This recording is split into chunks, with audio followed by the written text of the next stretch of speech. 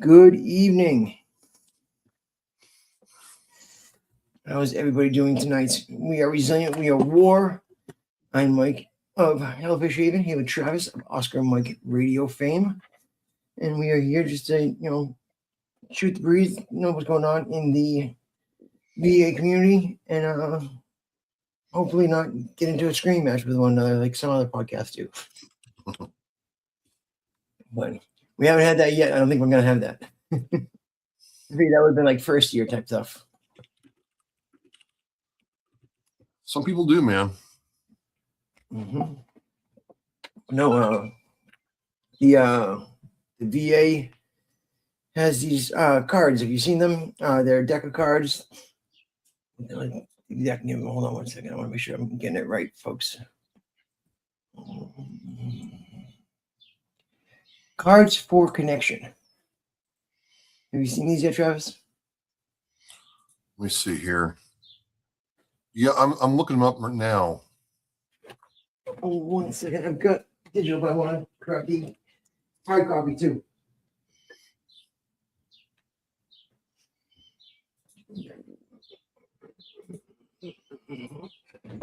Right. Sorry about that. I've got the hard copy here. And basically, I pull out a card.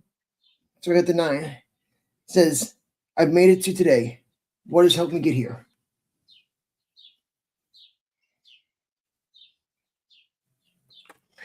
Yeah, they're playing cards, and Yep.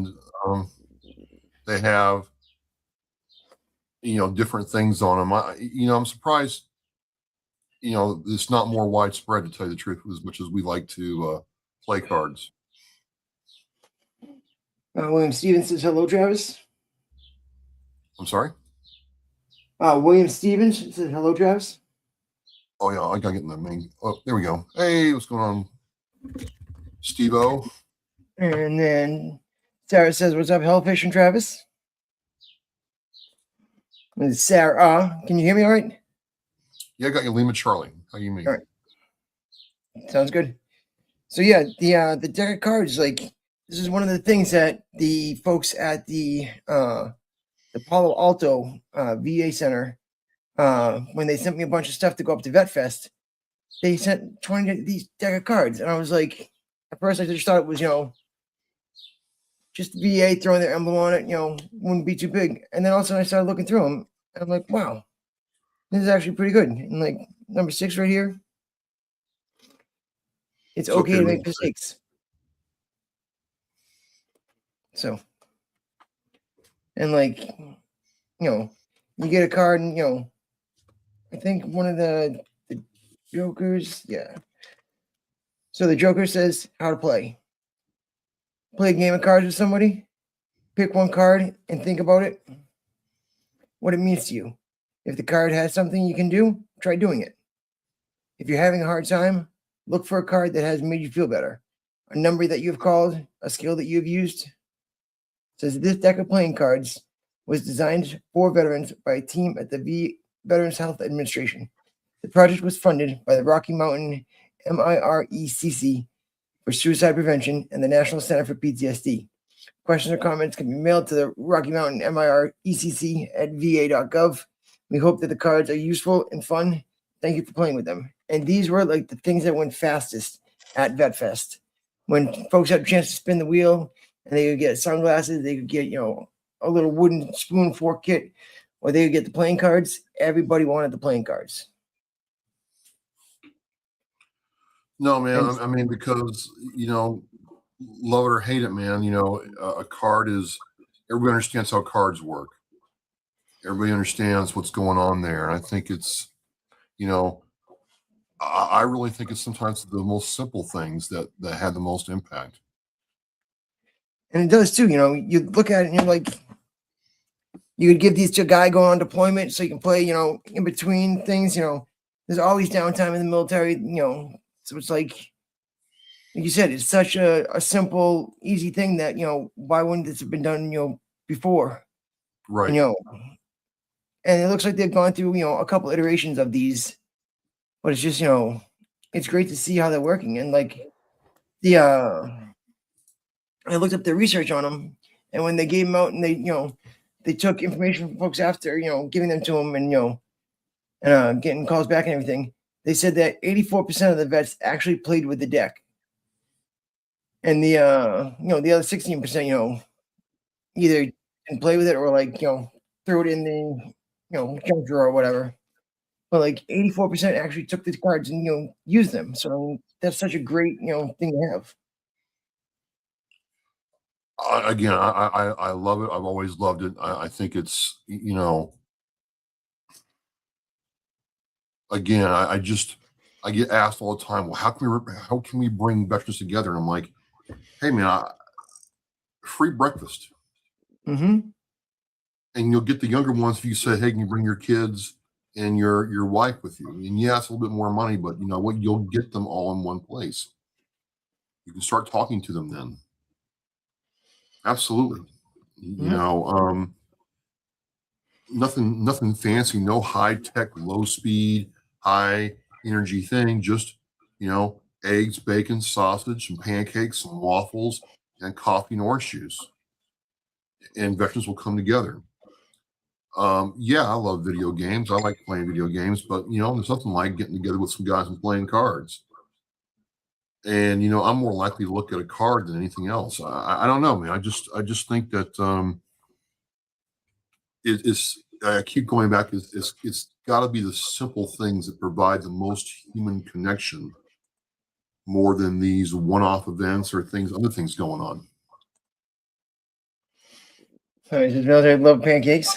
And then for me too, if you give somebody a deck of cards and they can flip through them, I feel like you're gonna reach somebody better than you're gonna, sit somebody through a PowerPoint presentation. If you're gonna go, talk about resilience and you're just gonna sit there and click through a PowerPoint, you're gonna lose people.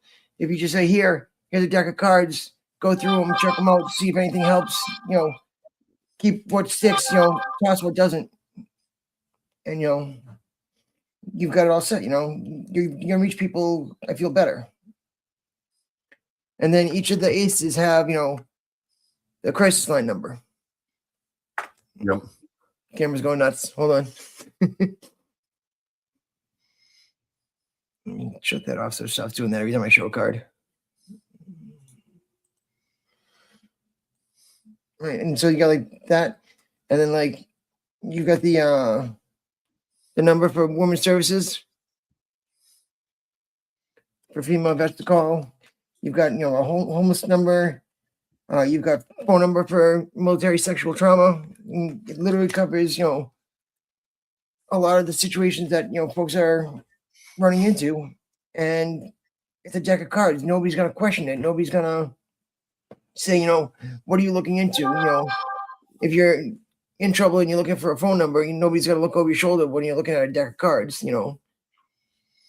So it's just a good thing to have, and it's one of those things that I feel is it's less of a stigma than if you're looking at a pamphlet for military sexual trauma, or you're looking at a pamphlet for PTSD.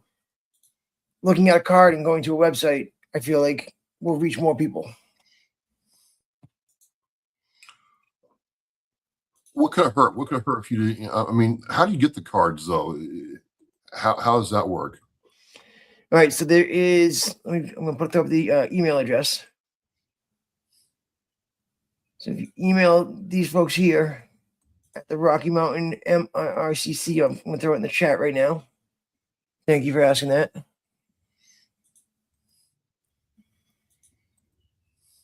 So this is the email address here, and if you guys want to freak folks out, just tell them that Travis and Mike sent you. Then I have no idea who Travis and Mike are, but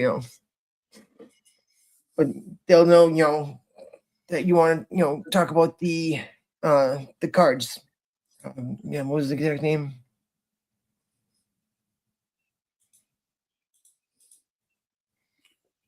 Hang on a second. The cards for connection. Yes. So that's what these are. The V8 cards for connection, and like I said, these are just such a great resource to be able to have. And I wish when this stuff comes out, 9 times out of 10, I feel like it just sits in a VA, closet somewhere, and this stuff doesn't get out to the people. They show that during this that the Bedford VA was given a bunch of these during the study, and we all go to the Boston VA, you and I, and it never made it there.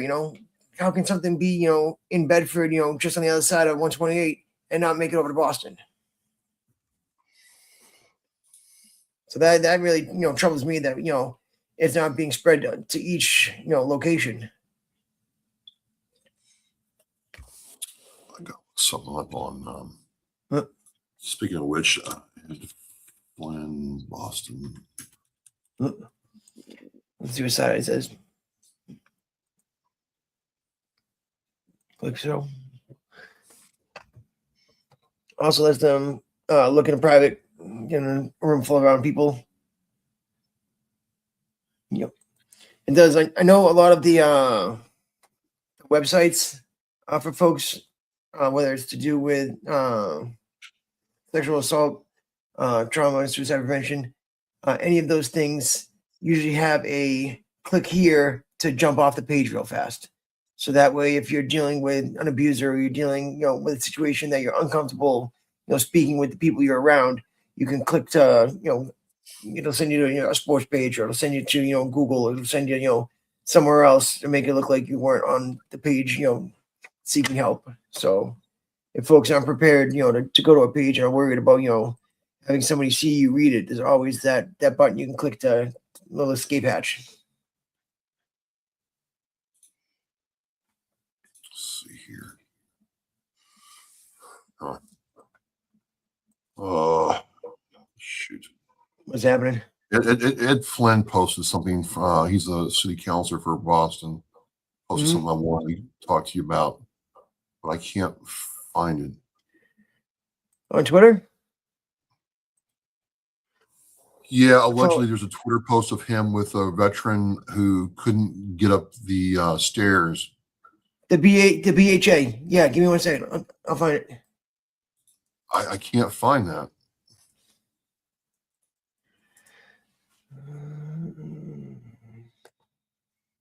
So I've got it right here. What I'm going to do is I'll share screen right now. Thank you, Mikey.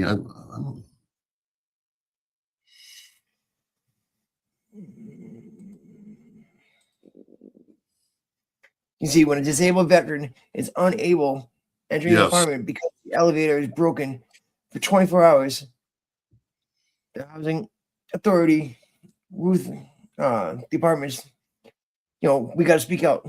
So last night it shows that this veteran here, and this is him speaking here. How long is this the speech for? Well, I don't know. In the south end, across the street from Ruth Barclay Apartments, we had another elevator failure yesterday.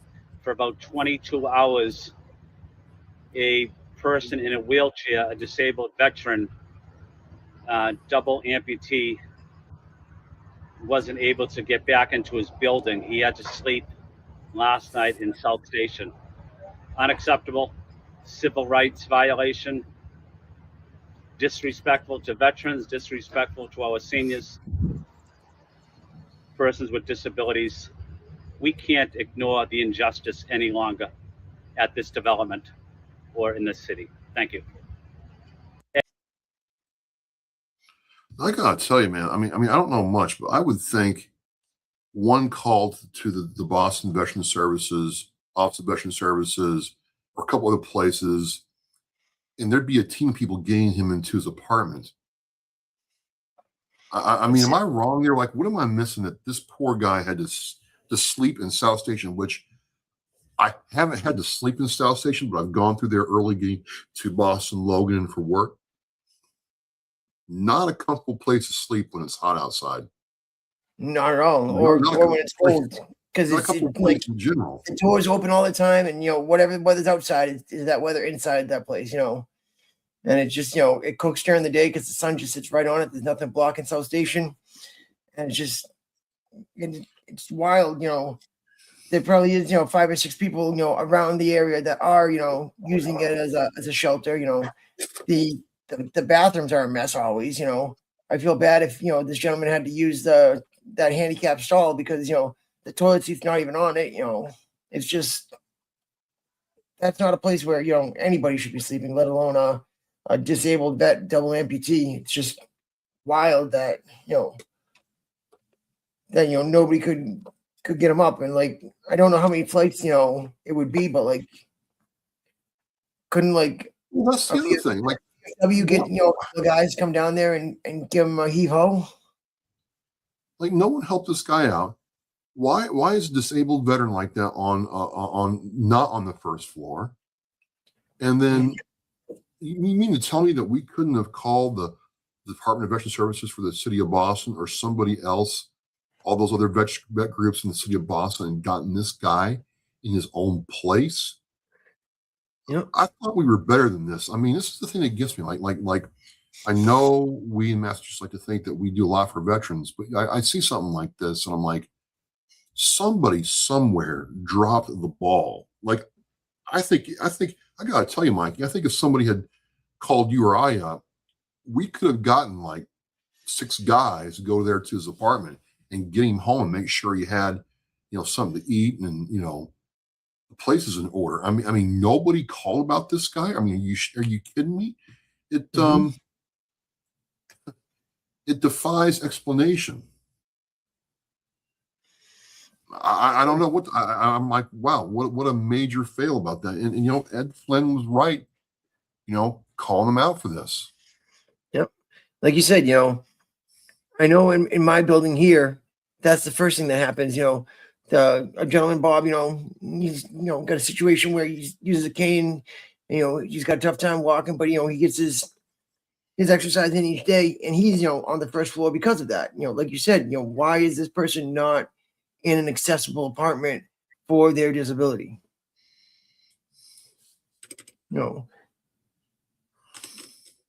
I can't believe that they took all this time and didn't, set them up with an apartment on the first floor. Didn't, that he doesn't have somebody to reach out to. Like, this also falls where the VA should have, a social worker or somebody that, that comes in and works with them or talks with them. There should be some sort of home housing aid. Like, all of this doesn't seem to be, it doesn't add up. It doesn't, not a lot more people than just Boston Housing failed him.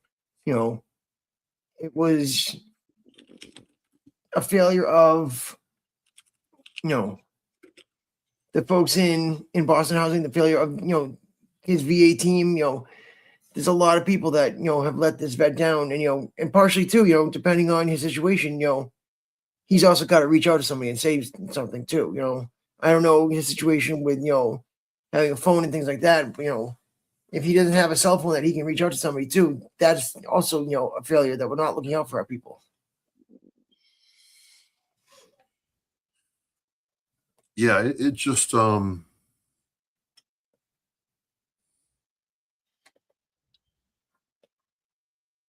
I mean, I'm trying to figure out how that happened.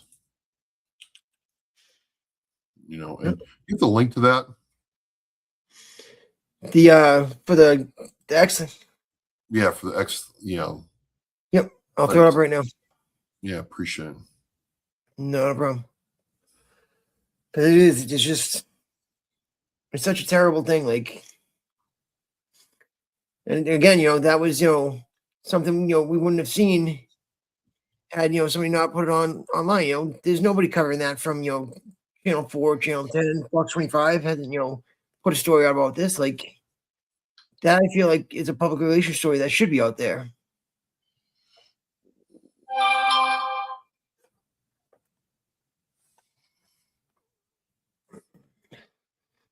And there's another follow up to it too. So I'm going to share the first one first. You copy that.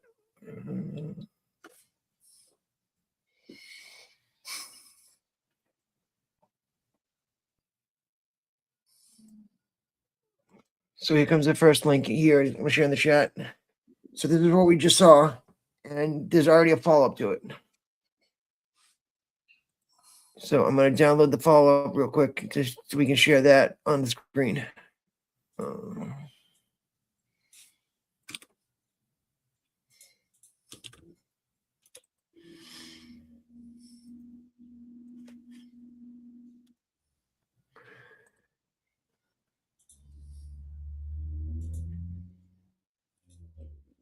Because Ed Flynn drafted a letter as well. So we'll share the image right now. Media should be overlay, and then file. All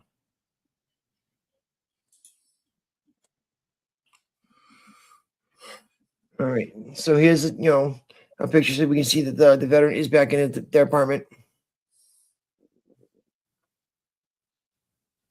There's Ed with the veteran, and then here is the letter.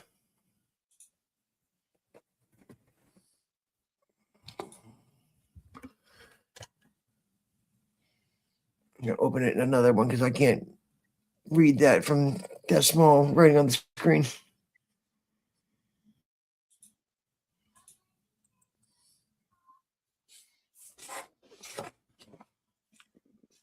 Yeah, I'd like to read the letter. But, Yeah.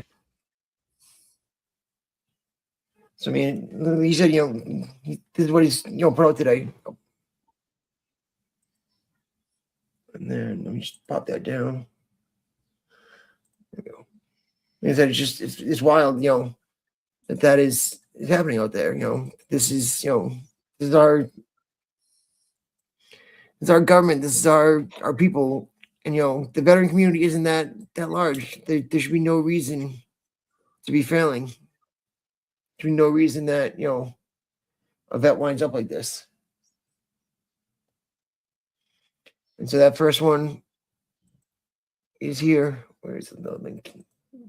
So there's the link here for the first article, and then the second one. Give me 1 second. I'll throw the link up for that too. The one that we just shared with the pictures is here.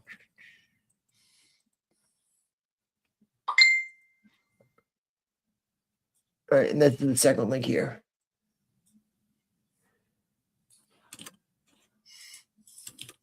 So if you go follow Ed Flynn on his page, here we go. You can see about the fourth one down. An elevator at Boston Housing Authority Ruth Barkley Apartments failed for almost 22 hours yesterday. This morning, I was on site with a resident, a disabled WMPT in a wheelchair, who was not able to get into his apartment to get his medication as a result of the elevator failure. Consequently, he was forced to sleep outside, not inside, Mikey, South Station overnight because BHA did not provide him with a hotel voucher to stay while he could not access his apartment. Reportedly, BHA staff insisted that he call the fire department to carry him upstairs, an option that left him with no dignity. Thankfully, a neighbor stepped up to pick him up from South Station this morning and retrieve his medication from his apartment. We cannot continue to normalize elevator failures at Ruth Barkley Apartments and force our neighbors in public housing to sleep outside in a situation that could have been entirely avoidable. As you know, Boston Housing Authority was fined $363,000 as a result of investigation into Ruth Barkley Apartments elevator failures. I'm grateful to the Massachusetts Architectural Access Board for taking these public safety violations and quality of life issues and involving the BHA seriously. In light of the troubling incident, I'm again respectfully requesting a full investigation into any and all BHA properties with elevators, including Ruth Barkley Apartments.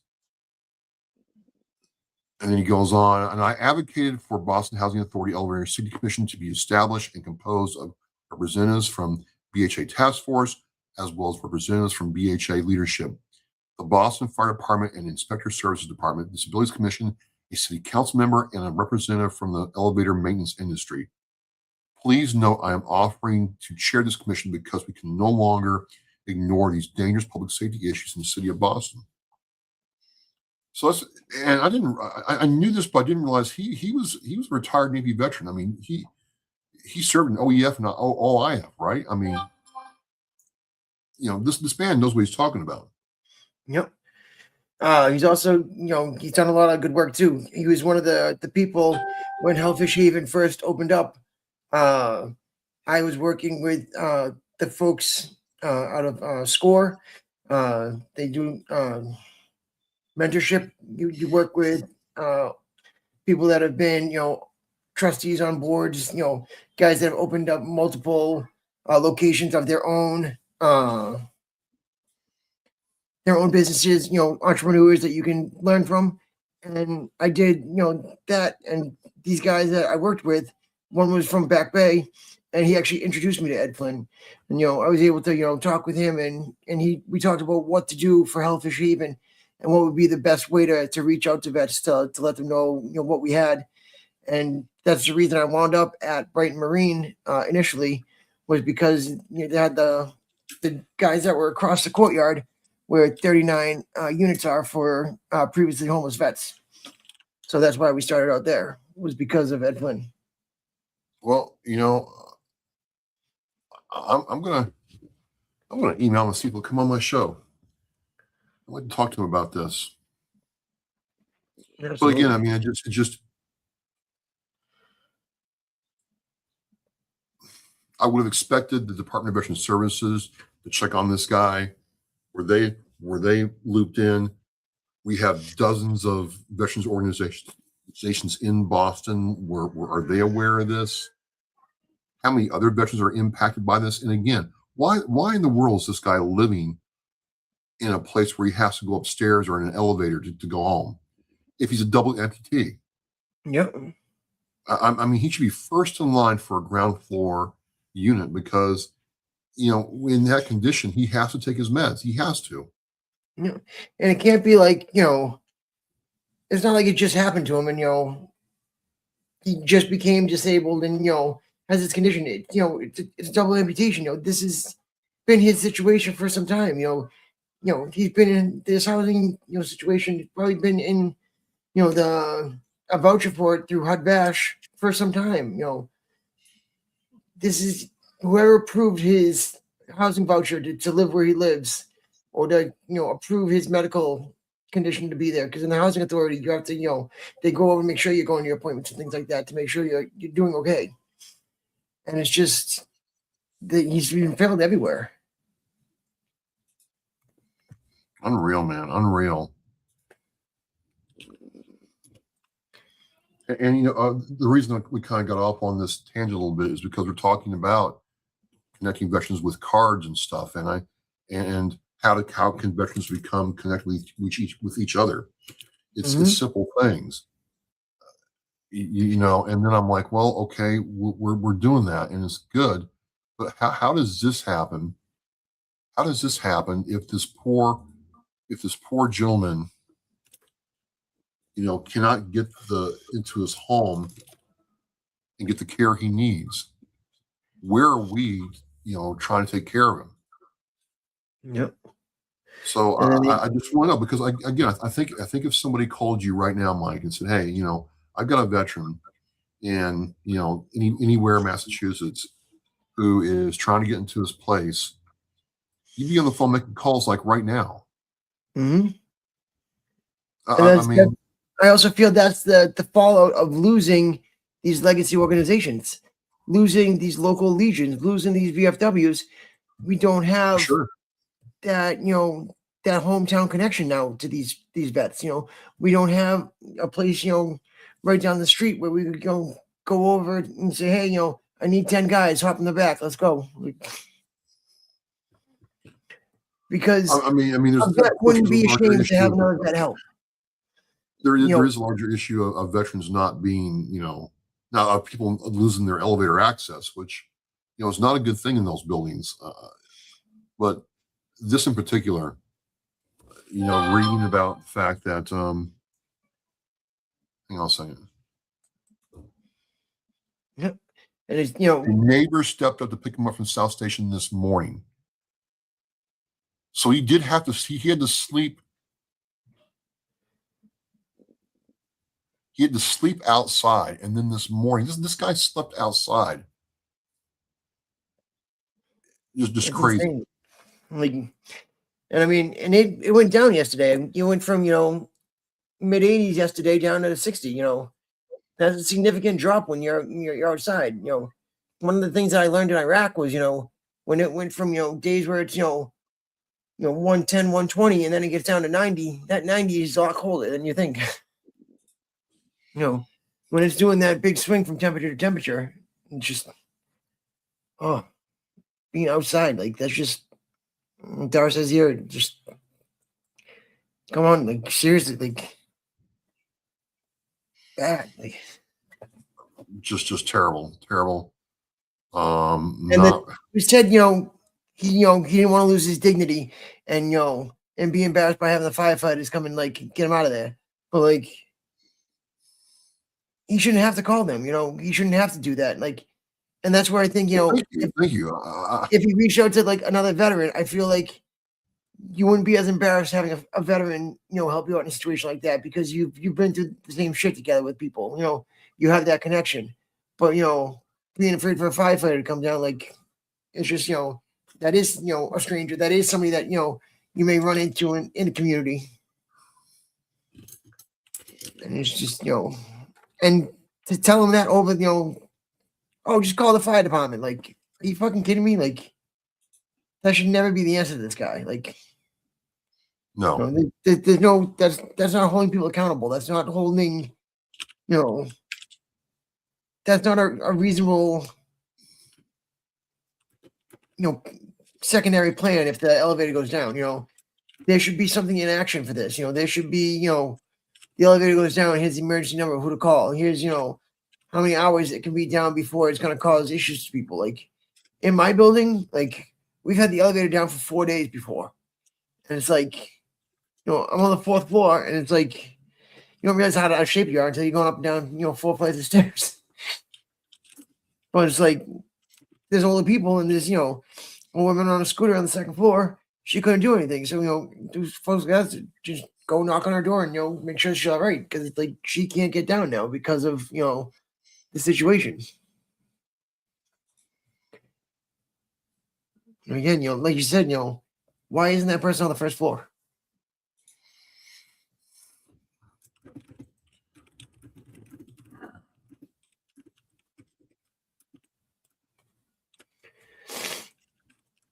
And again, I mean, it's just tough for me because you and I both know about all the organizations in Boston that's available to help out. You know what's there.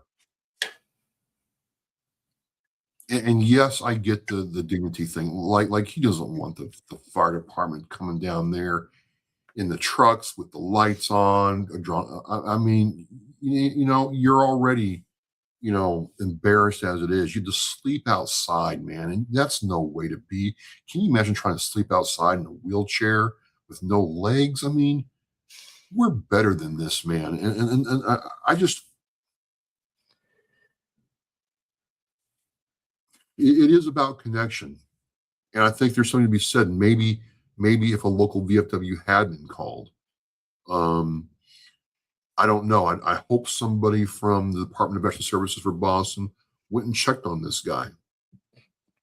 Thank God that, and this is something else. I mean, think about the fact that, Ed Flynn is a Navy veteran and, got involved with this.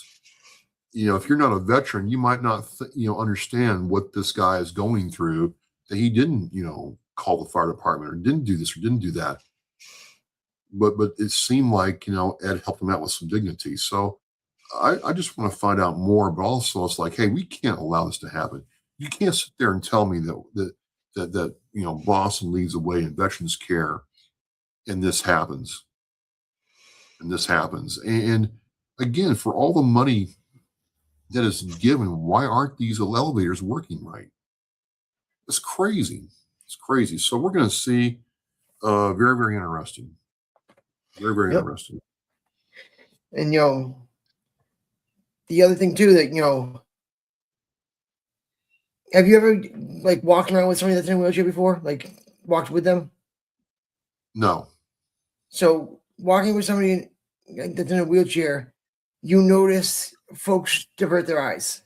folks won't look at the person in the wheelchair. I don't know what it is, but like in a wheelchair, you become invisible. Like people just ignore that you're there and like look past you for everything, and like they literally, look away from you. Like it's the weirdest fucking thing I've ever seen. Like, and like just walking around, it becomes that, and for them, that's how they're living. And then, like you said, the lights come on, the firefighters come out, it becomes a spectacle. That's even more now for somebody that's already, living a life, almost invisible. That's also, another thing that's gonna put them, in the spotlight, make them feel, worse, and make them feel, more judged upon. So like, I don't blame this guy for not wanting to, have all that happen, because like I said, the way people, divert their eyes and look away and act like the person isn't there, like they're an eyesore on the community or something like that. Like, it's wild to like see like. And like, it's something like I never like understood until like walking around with somebody that was in, was bound to a chair and like, watch, like when we walk around, you'll see. And as soon as they pointed it out, it was mind blowing. Like, No, it's crazy, man. It's crazy. I just, it makes me sad. I don't know what to say. Mhm. Like I said, I think if either one of us had been called, we'd have rallied some troops and went in there and took care of the situation. You wouldn't, sleeping out. So this came out on the 28th day.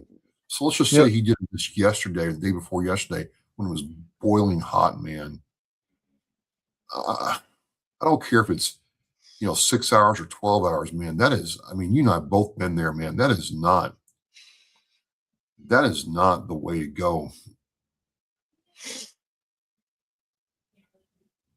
That's just not the way to go, man. Especially at South Station. And didn't sleep outside. Think about that too, man. How many of the MBTA cops walked by this guy and just thought he's some homeless, creep out there, and they didn't even, I don't know. It's like I said, that whole thing about them being invisible, like it's, that's, that happened, people just did, walk by him, and it's almost the same thing with the guy in Somerville, that fell in the elevator, escalator. Yeah. Like, the man, collapsed on the escalator and people just walked by him. People took the stairs instead of going down the escalator because they saw him laying down on the bottom. Meanwhile, his shirt is being sucked into the escalator and, slowly taking his life away. And it was either 13 or 18 minutes before somebody pushed the stop button on the escalator. And it's like, you've got this big red button that says stop in case of an emergency. And you probably had 15 to 20 people walk by. And that video was unbelievable. It was unbelievable watching them just like, I guess it's just normal that some dudes, no first aid, no like, hey, are you doing? He could have been dead and no one cared. Nobody cared. It was crazy. Yep. Should I pull that video up in case people haven't seen it? Yeah. Give me 1 second.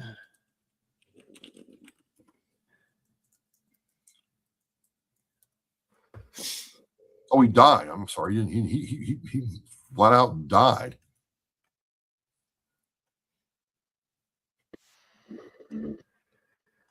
Yep.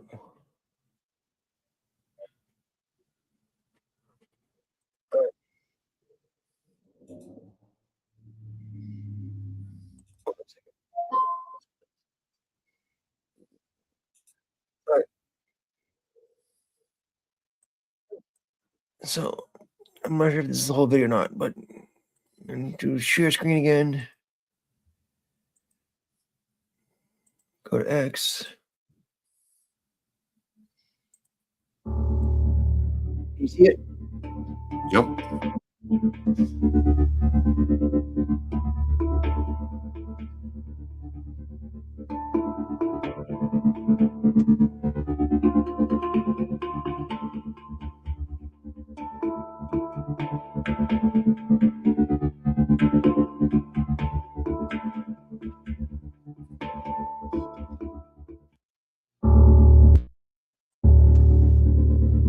And when they showed everybody walking by, I needed to find that one.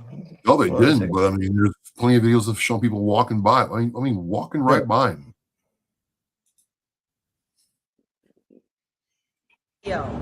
A man, Stephen McCluskey, is stuck at the bottom of this escalator after falling at the top of the escalator. And see the button right there? Like, hold on, there's got to be a. Yeah, we'll do the NBC 10. These are the final moments of the 40-year-old's life.